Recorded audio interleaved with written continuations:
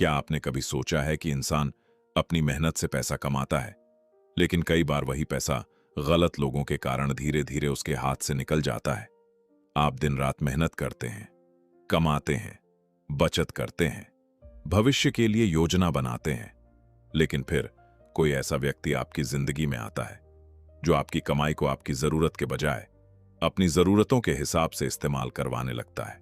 कभी दोस्ती के नाम पर, कभी रिश्तेदारी के नाम पर, कभी भावनाओं के नाम पर और कभी लालच दिखाकर। शुरुआत में आपको लगता है यह तो अपना आदमी है, लेकिन समय बीतने के बाद पता चलता है कि पैसा ही नहीं गया, आपका भरोसा भी चला गया। आचार्य चाणक्य की नीति में व्यक्ति की संगति, उसकी बुद्धि, उसकी सावधानी और धन के सही उपयोग को बहुत महत्व दिया गया है। इसलिए आज की बातें चाणक्य की शिक्षाओं से प्रेरित आधुनिक जीवन की व्यावहारिक सीख के रूप में समझिए। आज हम जानेंगे ऐसे 7 प्रकार के लोगों के बारे में जिनसे आर्थिक मामलों में दूरी और सावधानी रखना समझदारी हो सकती है। इनमें से कुछ लोग आपके बहुत करीब हो सकते हैं, शायद दोस्त, शायद रिश्तेदार, शायद कोई परिचित। और सबसे महत्वपूर्ण बात, इनमें से हर व्यक्ति जरूरी नहीं कि बुरा इंसान हो, लेकिन अगर किसी व्यक्ति की आदतें आपको लगातार आर्थिक नुकसान की तरफ ले जा रही हैं, तो आपको अपनी सीमाएं तय करनी चाहिए। तो वीडियो को अंत तक जरूर देखिए, क्योंकि 7वां व्यक्ति ऐसा हो सकता है जिसे हम बाहर नहीं अपने अंदर पाए। पहला व्यक्ति जो हर समय आपकी कमाई पर नजर रखता है। ऐसे लोगों को पहचानना मुश्किल नहीं होता। जैसे ही उन्हें पता चलता है कि आपकी इनकम बढ़ी है, उनका व्यवहार बदलने लगता है। पहले वे पूछते थे कैसे हो, अब पूछते हैं कितना कमा रहे हो। पहले आपकी जिंदगी में उनकी दिलचस्पी थी, अब आपकी सैलरी में है। पहले वे आपके संघर्ष के बारे में पूछते थे, अब वे आपकी गाड़ी, घर और लाइफस्टाइल को देखते हैं और धीरे धीरे उनकी अपेक्षाएं बढ़ने लगती है।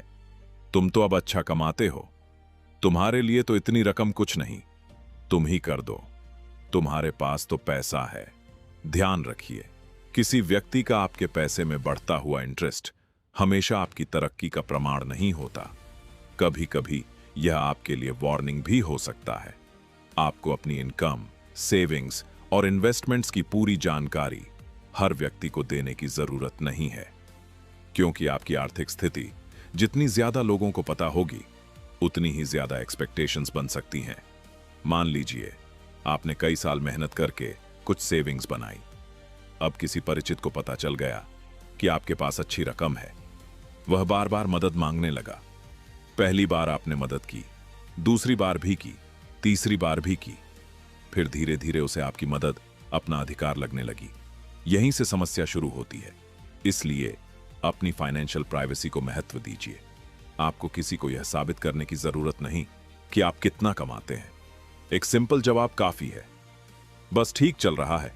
याद रखिए, जिसे आपकी मेहनत से ज्यादा आपकी जेब में दिलचस्पी है, उसके साथ आर्थिक मामलों में सावधानी जरूरी है। दूसरा व्यक्ति जो आपको हर समय खर्च करने के लिए उकसाता है।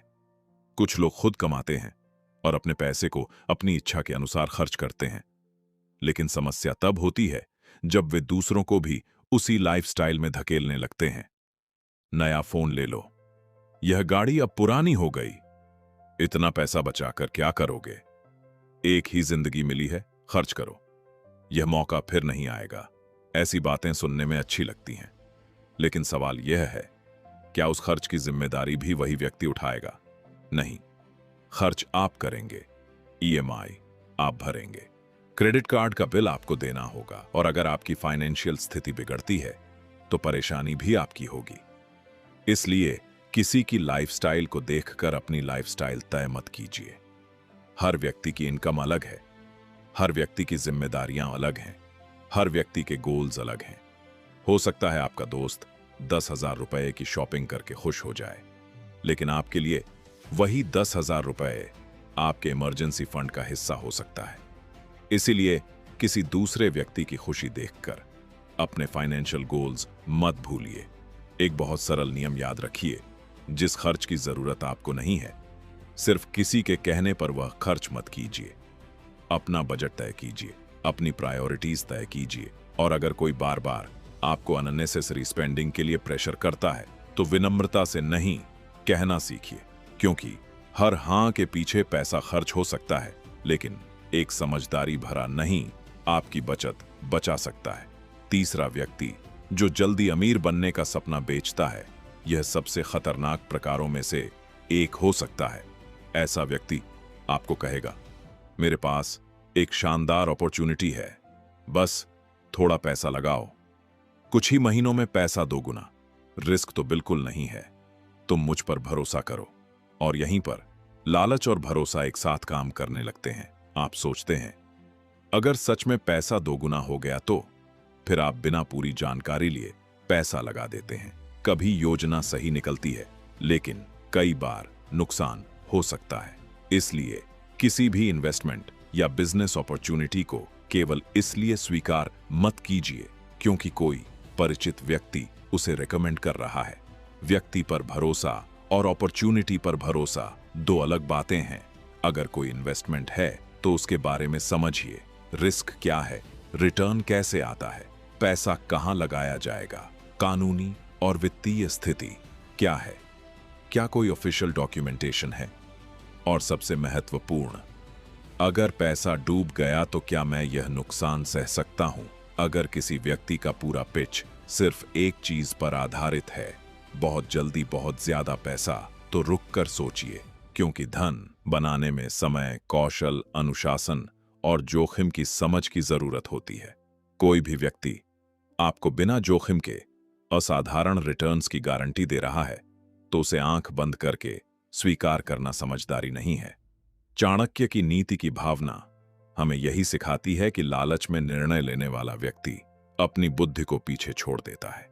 इसलिए पैसा लगाने से पहले अवसर को परखिए, सिर्फ व्यक्ति को नहीं। चौथा व्यक्ति जो हमेशा उधार मांगता है लेकिन अपनी आदतें नहीं बदलता। किसी जरूरतमंद की मदद करना अच्छी बात है, लेकिन एक अंतर समझना बहुत जरूरी है, जरूरत और आदत में। मान लीजिए आपका कोई परिचित वास्तव में मुश्किल में है, उसकी मदद करना इंसानियत है।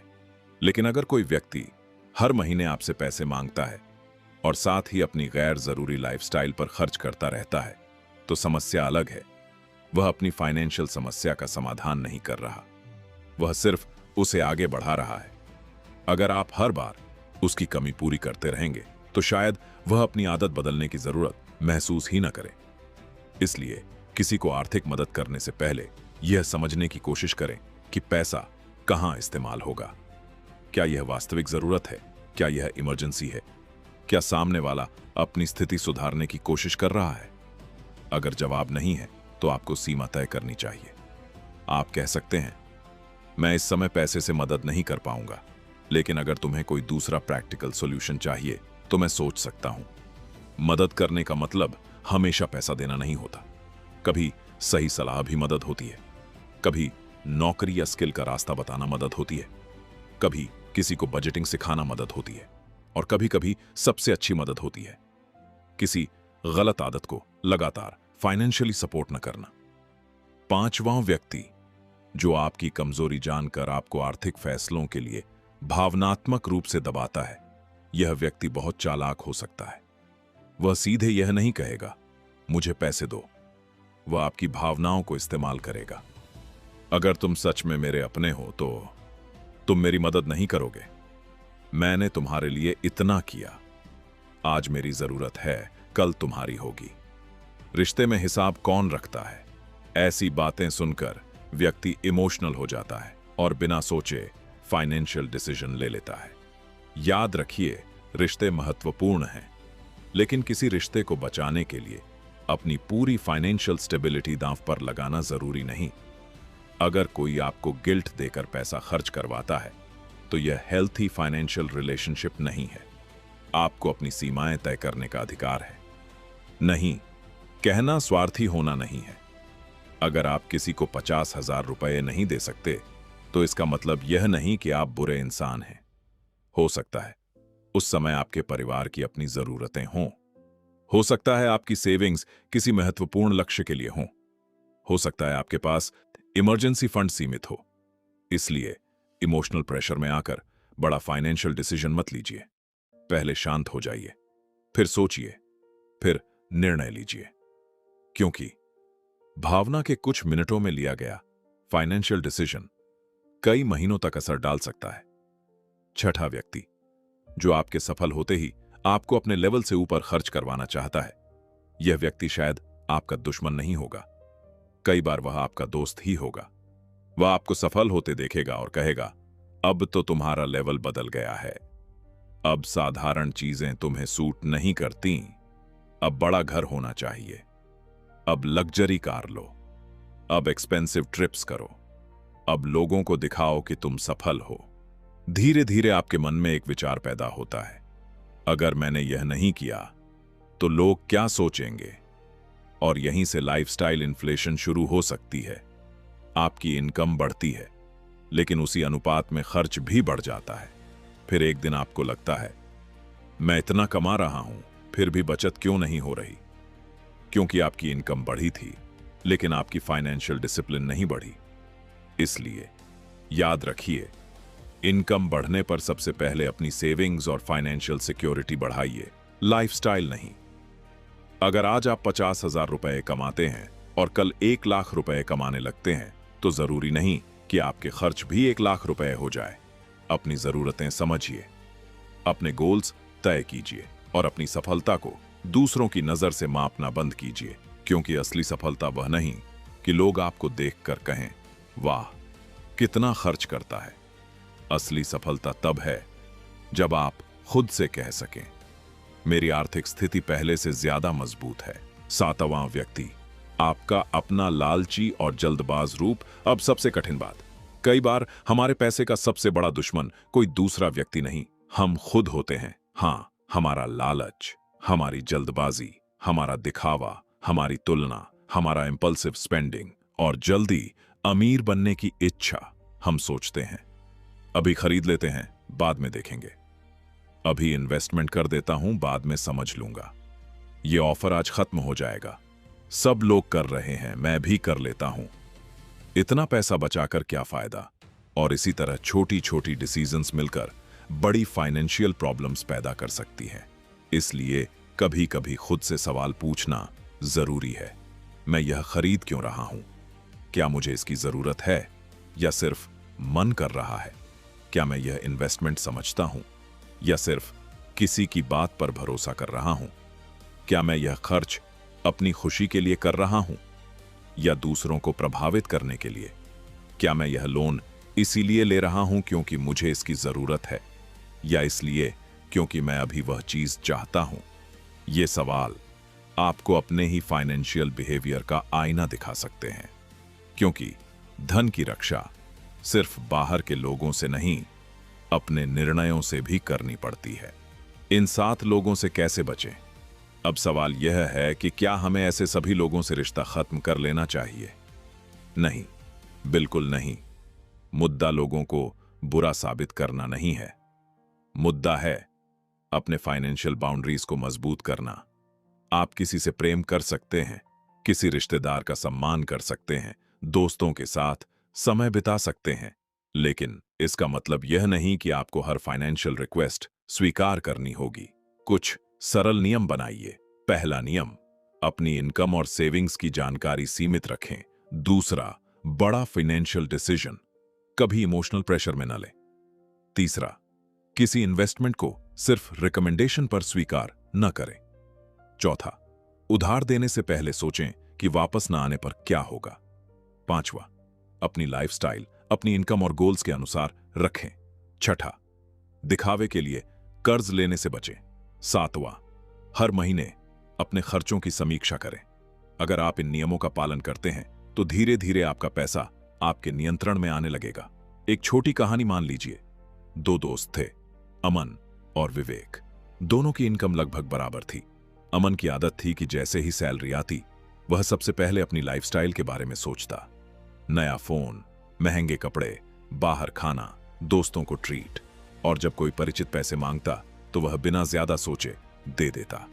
विवेक दूसरी तरफ अपने पैसे को 3 हिस्सों में देखता था, जरूरी खर्च, बचत और अपनी इच्छाओं के लिए सीमित राशि। कुछ साल बाद दोनों मिले। अमन ने कहा, यार मेरी इनकम तो काफी बढ़ गई है, लेकिन समझ नहीं आता पैसा कहां चला जाता है। विवेक ने कहा, मेरी इनकम भी बढ़ी है, लेकिन मैंने अपनी लाइफस्टाइल को इनकम से तेज नहीं बढ़ने दिया।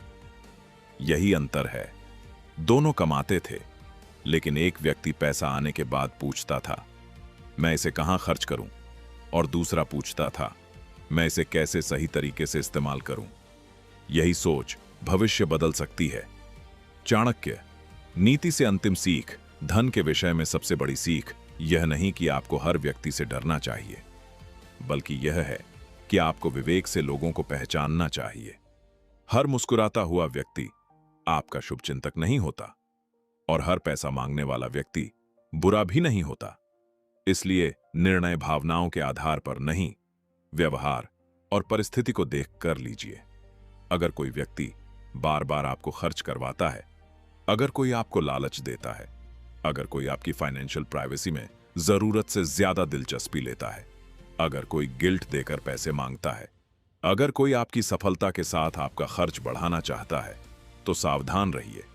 लेकिन सबसे पहले खुद को देखिए। क्या आप भी इनमें से किसी आदत के शिकार हैं? क्या आप दिखावे के लिए खर्च करते हैं? क्या आप जल्दी अमीर बनने के चक्कर में रिस्की डिसीजंस लेते हैं? क्या आप बिना प्लानिंग के पैसे देते हैं? क्या आप अपनी इनकम बढ़ते ही खर्च बढ़ा देते हैं? अगर हां, तो बदलाव आज से शुरू कीजिए, क्योंकि धन की रक्षा करने के लिए दुनिया बदलने की जरूरत नहीं, कई बार सिर्फ अपनी आदत बदलना काफी होता है। याद रखिए, आपकी मेहनत से कमाया हुआ पैसा सिर्फ कागज या संख्या नहीं है। उसमें आपका समय है, आपकी मेहनत है, आपकी रातों की चिंता है, आपके परिवार की उम्मीदें हैं, आपके भविष्य के सपने हैं। इसलिए अपने धन को सिर्फ कमाना मत सीखिए, उसकी रक्षा करना भी सीखिए। हर उस व्यक्ति से सावधान रहिए जो आपके पैसे को आपकी मेहनत से अलग समझता है। हर उस अवसर से सावधान रहिए जो बिना मेहनत के असाधारण धन का सपना दिखाता है। हर उस खर्च से सावधान रहिए जो सिर्फ दूसरों को प्रभावित करने के लिए किया जाता है। और सबसे ज्यादा अपने उन फैसलों से सावधान रहिए जो लालच और जल्दबाजी में लिए जाते हैं, क्योंकि धन एक दिन में नहीं बनता, लेकिन गलत निर्णयों से वर्षों की बचत प्रभावित हो सकती है। इसलिए आज से एक संकल्प लीजिए, मैं अपनी कमाई का सम्मान करूंगा, मैं अपने खर्च को समझूंगा, मैं बिना सोचे किसी को पैसा नहीं दूंगा, मैं लालच में आकर इन्वेस्टमेंट नहीं करूंगा, मैं अपनी लाइफस्टाइल दूसरों को देखकर तय नहीं करूंगा, और सबसे महत्वपूर्ण, मैं अपने पैसे का मालिक बनूंगा, अपने पैसे का गुलाम नहीं। अगर आपको यह वीडियो उपयोगी लगा हो तो इसे लाइक करें और अपने किसी ऐसे दोस्त या परिवार के सदस्य के साथ शेयर करें जो पैसे के मामले में बार बार गलत फैसले लेता है। और ऐसी ही चाणक्य नीति, धन, सफलता और जीवन की गहरी सीख के लिए चैनल को सब्सक्राइब जरूर करें, क्योंकि धन कमाना मेहनत है, धन बचाना अनुशासन है, और धन को सही दिशा देना बुद्धिमानी है। यही है चाणक्य नीति की असली शक्ति।